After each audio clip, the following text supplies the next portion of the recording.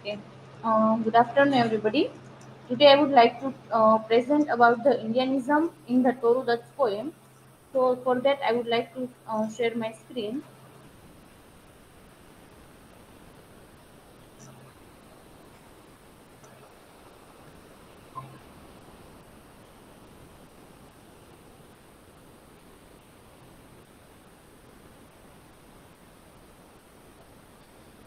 My screen is visible. Okay.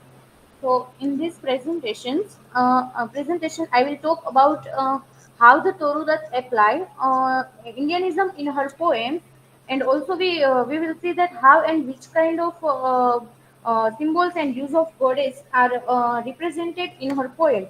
She often referred uh, to as the kids of in wait, uh, she often referred to as the kids of Indo-English literature. So let's throw some light on the Toru Dutt. Toru Dutt was born on March 4, 1856. She was a translator, poet, and essayist. She was known for her volumes of poetry in English, a sheep print in a French field, and ancient ballads and legend of Hindustan, and for a novel in a French General de Mesdemoiselles d'Ars. Uh, Torudat's poetry sheds light on her status as a translation or a hybrid figure, situation not just at the crossroad of different cultures and tradition, but also at a turning point in a literary history. She was died on August 30, 1877. Writing style of Torudat. She wrote lyrics, odes, and sonnets. She translated Sanskrit verses and created her poems as well. The Ramayana, the Mahabharata, and other classical themes came in her work because of reading. In her poem, there are moral tone, but is saved by her lyrical output. Her best work has depth of human motives and emotions and an abiding faith in Indian values interpreted in Indian life before the Western world. In Asian ballads and legend of Hindustan, she wrote about the legendary past of India. Torudat expressed the Indian belief of the supremacy of faith in a human life. She had planned a ship gleaned in a Sanskrit fields as a companion to the French volume. It was her Indianism that led to the publication of Sanskrit ships in 1882 by Cajun Paul entitled Ancient Ballads of Legend of Hindustan. Here are some literary works of her. She wrote many public translations and literary discussions. She wrote many poems like Christmas, Our Kosiana Tree, Lakshman, Love Came to Flora Asking for a Flower, My Vocation, Sonnet, The Broken Bell, The Sour, The Young Captive, etc. Let's see the which kind of elements prove that Torudat include her Indianism in her poem. That first, its presence of Indian gods in ancient ballads. The tells that Toru include were more than mere poems of action or character. They are trafficked with the supernatural. The appearance of gods and goddesses is quite normal in an Indian poem. First poem is Savitri. In a Savitri, for example, when Savitri is dead, Satyavan is dead, and Savitri is holding an anxious vigil by his side, Yama appears before him. Yama is the god of death and also the god of Dharma. He is great upholder of law. Second is Jogadhya Uma. In a Jogadhya Uma, Toru's love for delicate old-fashioned folklore comes to the forefront. The ballad is based on a folk tale. It recounts the sudden appearance of the goddess Uma to a simple peddler than to ritualistic priest. The poetess is at India here. Her originality finds its fullest expression in this poem. Toru was fulfilling her duty towards her motherland by composing ancient ballads and legend of Hindustan. It brought about the style and spirit of Hindu Purans. It provides a snapshot of the soul of India. It deals with the Hindu metaphysics. Prahlad. Prahlad was a true devotee of God. We all know about.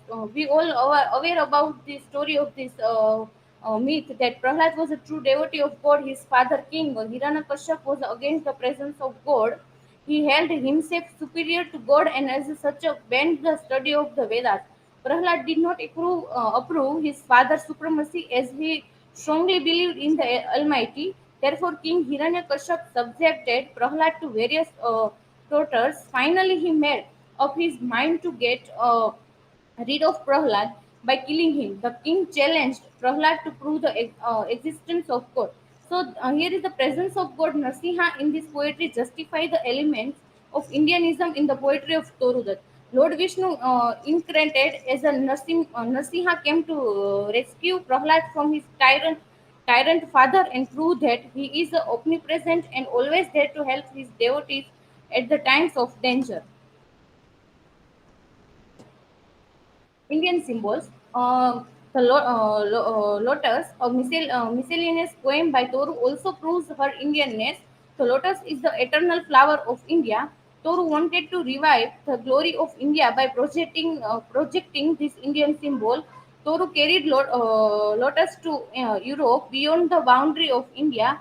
The poems to by love to Flora, who the undisputed queen among flowers is. This leads to an age-old rivalry between lily and rose. Lotus doesn't appear till the preceding 20 lines. It comes at the end like India goes to solve the problem. Despite her stay, education, and bringing up in a West, she always nourished her in a born love for the Indian scenes. Indian spirit. In a Savitri, Torudat extols the virtues of love, dutifulness, and obedience to parents. In the legend of Dhruva, we find that scene of duty prevailing when Dhruva declares that the throne should be given to Uttama. In a Lakshman poem, Lakshmana has been confirmed at a duty by Rama to take care of Sita. Maricha falsely raised an alarm as per the instructions of Ravana. Sita became worried because she thought that Rama was in a danger. She urged Lakshmana to go and help his brother, but Lakshman knew that it was an act of treachery. His sense of duty could not let him go from there and leave Sita alone. In Bhutto, though he is rejected by Dronacharya, Bhutto makes his statue and learns the art of archery. When Dronacharya demands his thumb as a Guru Dakshina, it is Bhutto's sense duty that he doesn't even give a thought to it and chops off his right thumb. Bhutto is a wonderful picture of Indian life and thought. It is in Indian its very essence. It is a superb. Uh, for example, that which shows the reversions of an Indian student for his master. So here is the conclusion that Toru is a fine flower of early Indian English poetry who opens the ways for next generation. Ancient Balance and legends of Hindustan is an eloquent testimony of Toru's Indianness. Toru's ardent love of India's glorious past is reflected in her ballads. Her conversation to Christianity, her European visit, and her English education could not blur her love for India's ancient religion and mythology. Here is my references. Thank you.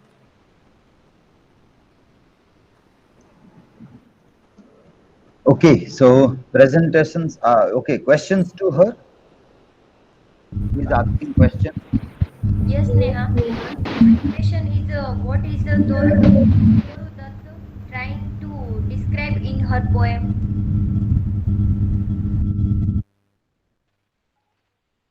Please, Tuti, repeat your question. What is Toru Dutt trying to describe in her poem?